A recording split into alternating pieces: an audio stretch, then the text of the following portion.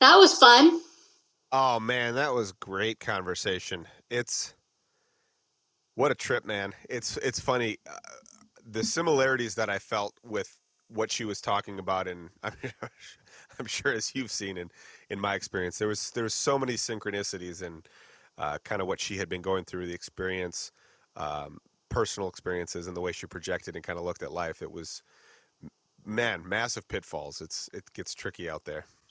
And I just am so in awe of you and of her, um, of just being so open and honest and aware of what the process within you. Yeah. Well, I mean, as you, now, yeah, maybe now I am, but like it's been an unfurling of that openness and ultimately not being hung up on your insecurities to a point where you're like, yeah, I mean, maybe it's easier for everybody else. I can't imagine how it could be, and I think that's where I've gotten, and that's what I think she's gotten to the point where I was surprised at how open, she was about, like, I'm a mess. She kind of like, I feel like I'm a mess. I just do this and this and this and this and this and this. It's like, yeah, I know what that feels like, and I have been a mess too. I still am, and I don't think we get anywhere by pretending we're not a Yeah. mess. Yeah, well, that's the whole thing with social media. The trend now, fortunately, is for people to show sort of the funny photos and the photos without makeup and the not touched up. Yeah, I mean, there's plenty of stuff that's still touched up out there, but really being honest and vulnerable because we're all the same. A friend of mine who's a great songwriter once said, she said, Corinne, if you write about your own personal experience, everybody will relate to it because we're all the same. right. So it's the same thing when we talk in vulnerability about how we're feeling. People relate. We're all feeling the same. We're all going through, I mean, there's a variety of emotions, of course, but Right. we're all part of the human race. And we all want to be loved and accepted and be happy and have a fulfilling life.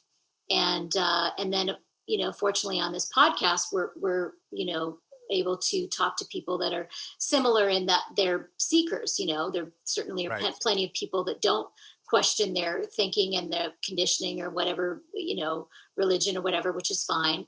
But we're talking to the seekers that do start to question and do start to find their own way. And yeah, I'm in awe of the openness about it and the intelligence with it. Like, I don't think I was that intelligent about my journey when I was like, your age, her age. I think she's in her 20s. I think she's 27 or 26, something like that. Yeah, and to be honest, I don't I don't know how how to put it. I I couldn't have projected that to happen unless I went through the very,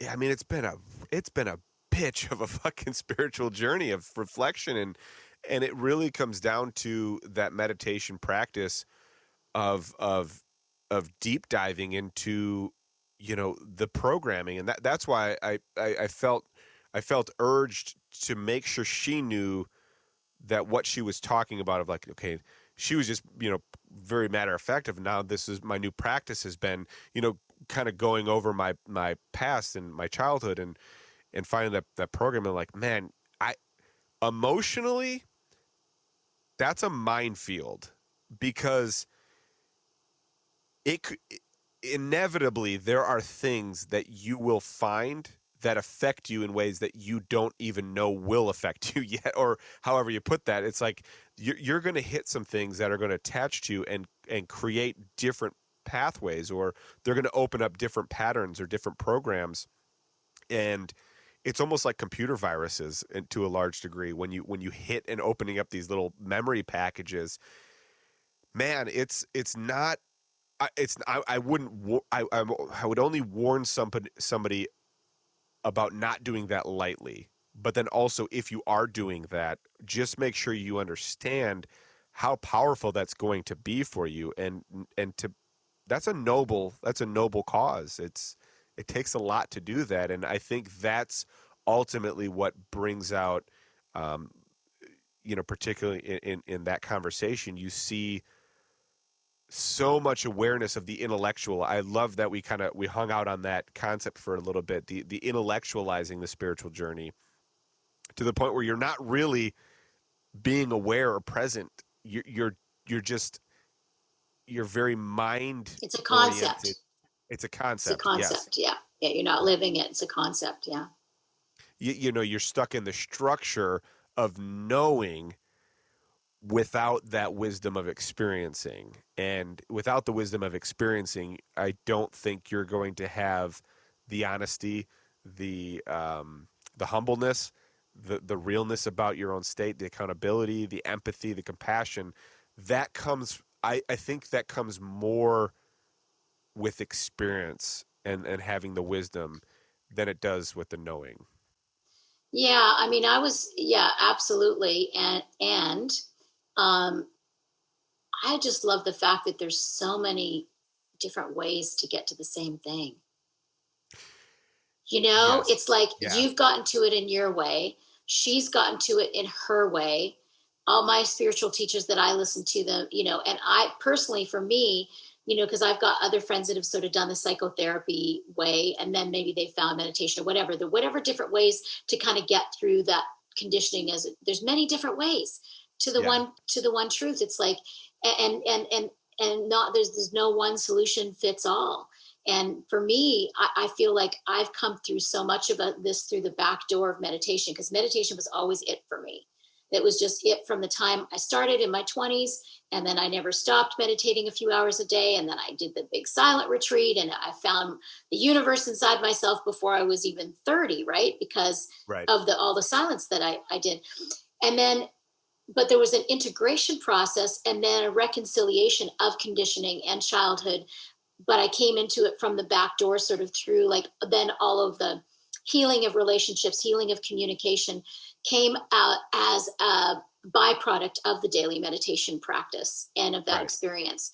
And then other people get start, like she's doing the journaling and so a little bit of meditation, dabbling in it, and then mindfulness. And, it's just, it blows me away the different ways that we have.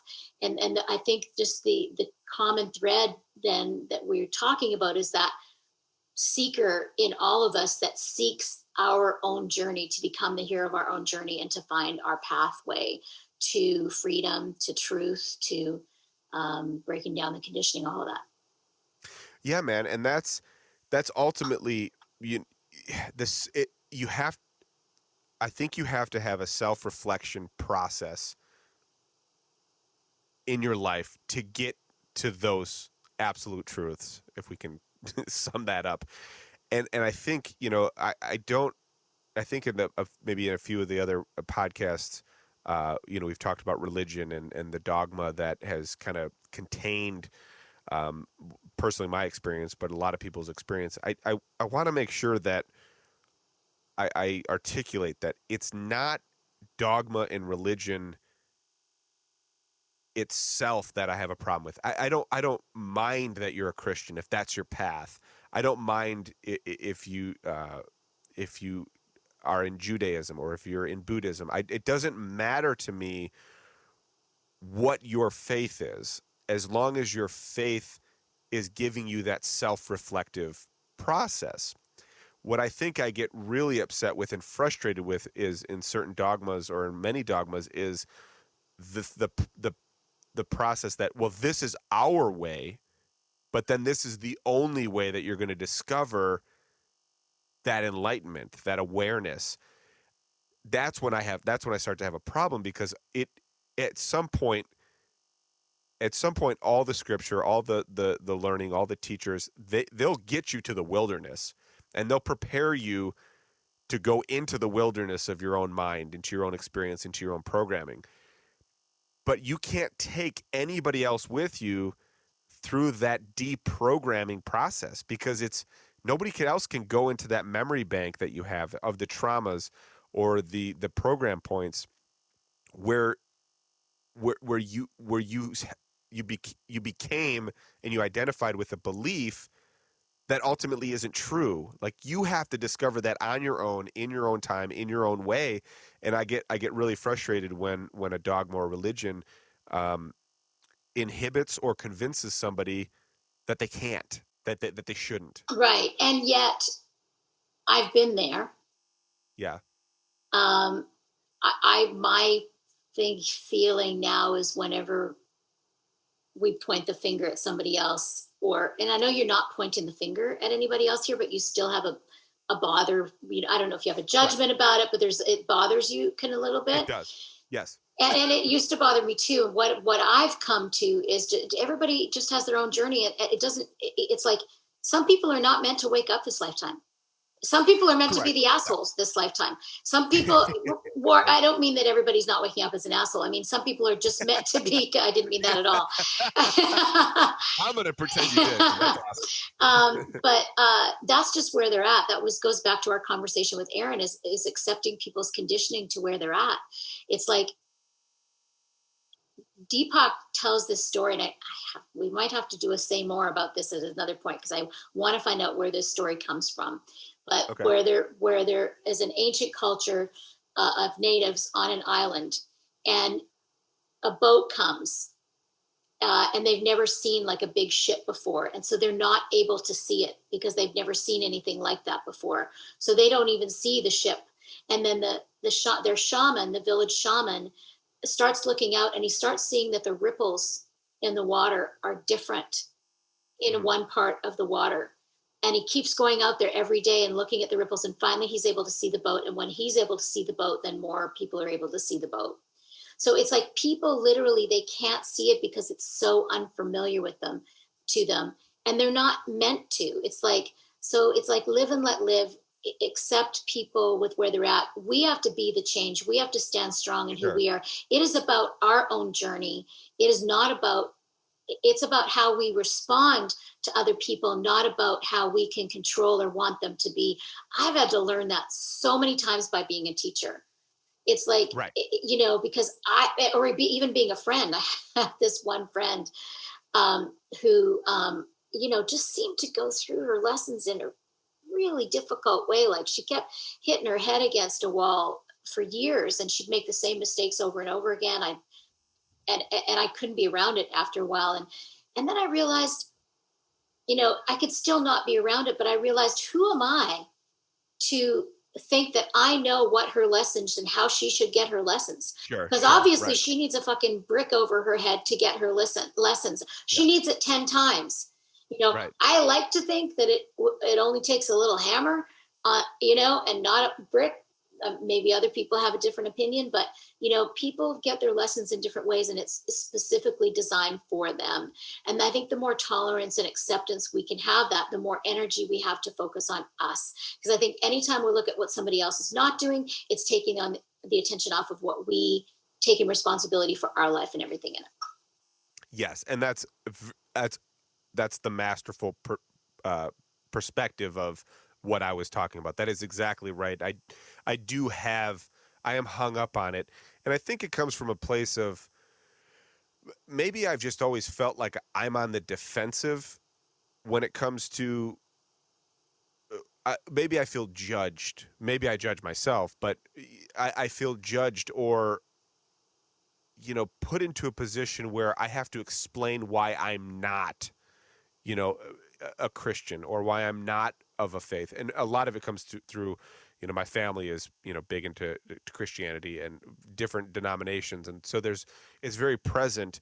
And, and it's funny because like you would think that the way I kind of talk about it, that somebody would think I must think I know I have the answers. I don't know shit, man.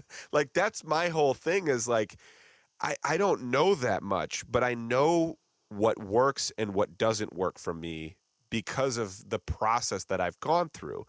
And so when I feel like I'm on the defensive, it's like, why do I feel like I have to explain that to anybody else? Or why am I not allowed to have my process? And why am I not validated by my process? and you might say, well, why don't you validate your own process? And That's not maybe what I I would started. say. Do I know what I Okay. would say? Yeah. Of course. That's why I started a podcast. And this is the say more section. Um, what that has done for me, because I've certainly been where you're at before. Absolutely. I've many also family members that are very Christian. And I used to be defensive about it myself. And what it made me do was to become more self inquiry about why I feel defensive when why I feel like I have to defend myself, or used to, Sure. because I don't anymore. And do I really believe that? Is it something, or do I feel like, do I have, and all I can tell you now, and you can articulate things so much better than I can about so many things, but all I can tell you is how I feel now. Is I used to feel a need to defend. I used to feel a need to engage. I used to Mm. feel a need to explain myself, and that is all gone now. Yeah. I mean, there's just nothing. No matter, I have my sister-in-law's father who corners me every Christmas and tries to convert me. Every Christmas, I'm like trying to walk away and find a, as he's a sweet man, but he wants to It's a convert lot. me. Yeah. Jesus Christ is going to be your savior, and I, you know, it doesn't bother me anymore now, because I know he's just doing what he thinks is best. It's not Yeah. best for me, but I don't need to explain myself, because you know what? It falls on freaking deaf ears. Yeah. There's no way I could Yeah. ever convince him. And so I learned from Deepak many years ago. My favorite word is defenselessness, and I use it in so many situations. That's a good way to put it. And I say I say defensive. I'm not.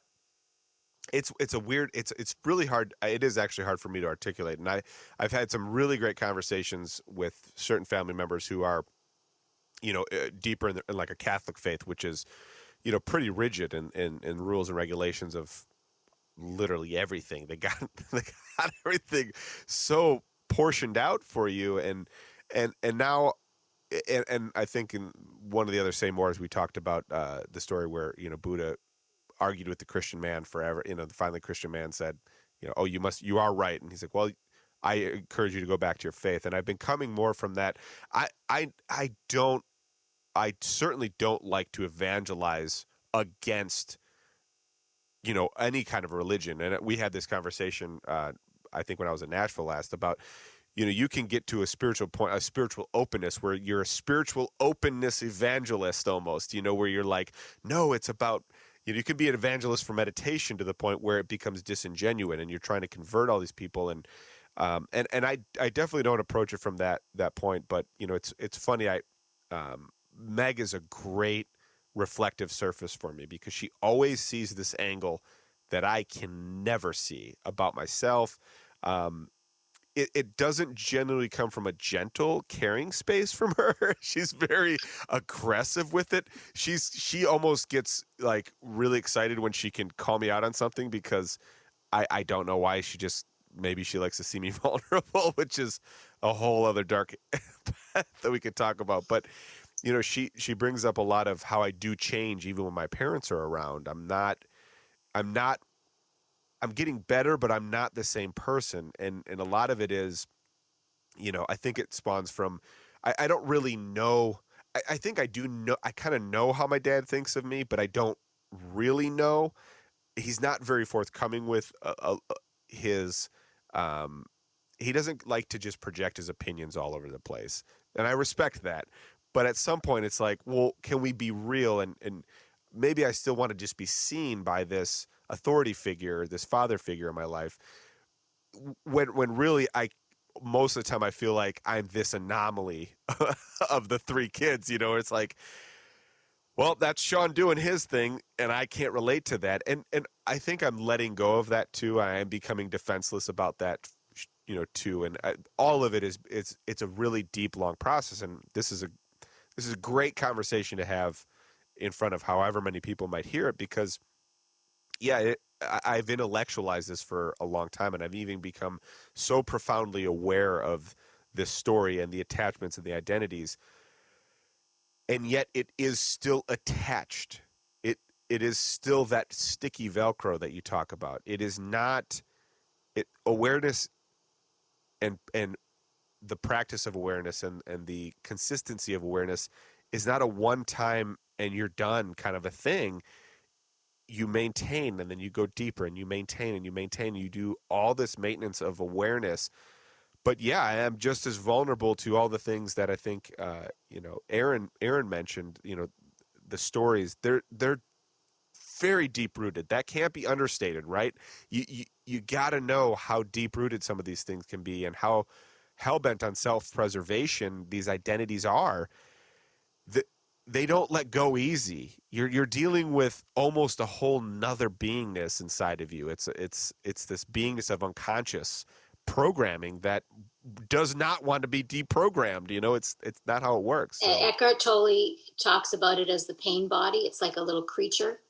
And yeah, then Adyashanti it's basically the ego. It's like the yeah, ego is basically the ideas that you have about yourself, all the thoughts and yeah. ideas that you have about yourself and everybody else.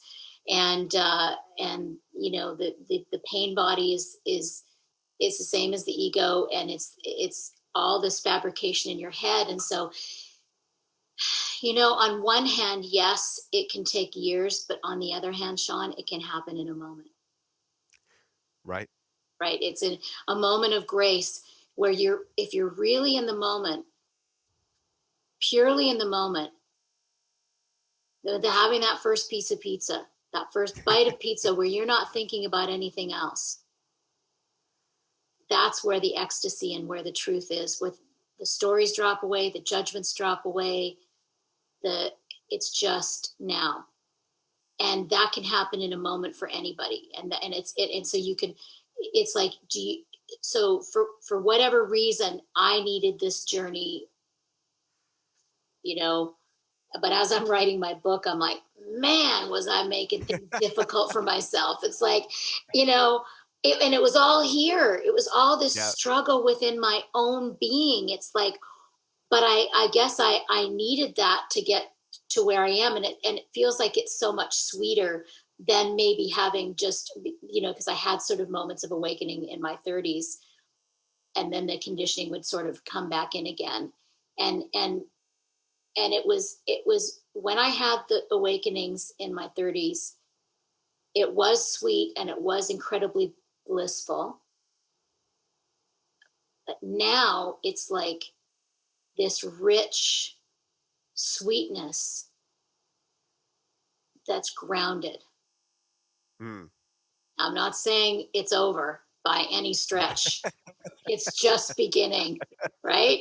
Well, and that that's Werner had a very similar experience where he's just like how difficult it was being in that headspace of being attached to Amma. I mean, she was the end all be all, and she was making him go mad and making that whole process difficult. She was doing it on purpose. He didn't know that, but yes, and I agree. There has definitely been instances of pure awakening in a certain, a specific moment. So that was not correct. It can happen.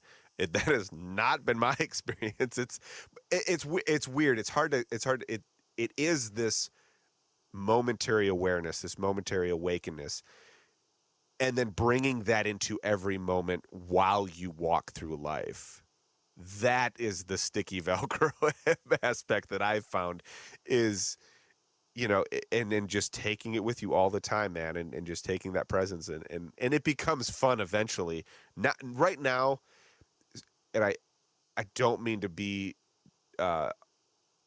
insensitive. Jesus, I don't mean to be insensitive about the pandemic, but it has been kind of this weird juxtaposition of the world is burning down over 2020 with this sweet comic relief of self-reflection and awareness in the comedy of how mad all of it is, how the world burning down really is just a projection too. It's kind of like this social projection of where we're at, and then you kind of go to the grocery store and it's not.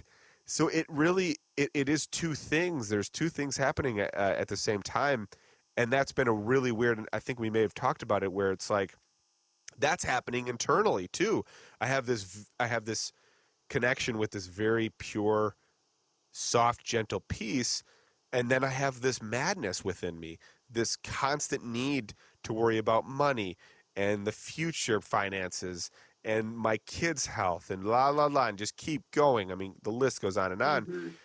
And that kind of seems to be the social construct too, is this the identity with the world is falling apart because we're so divided.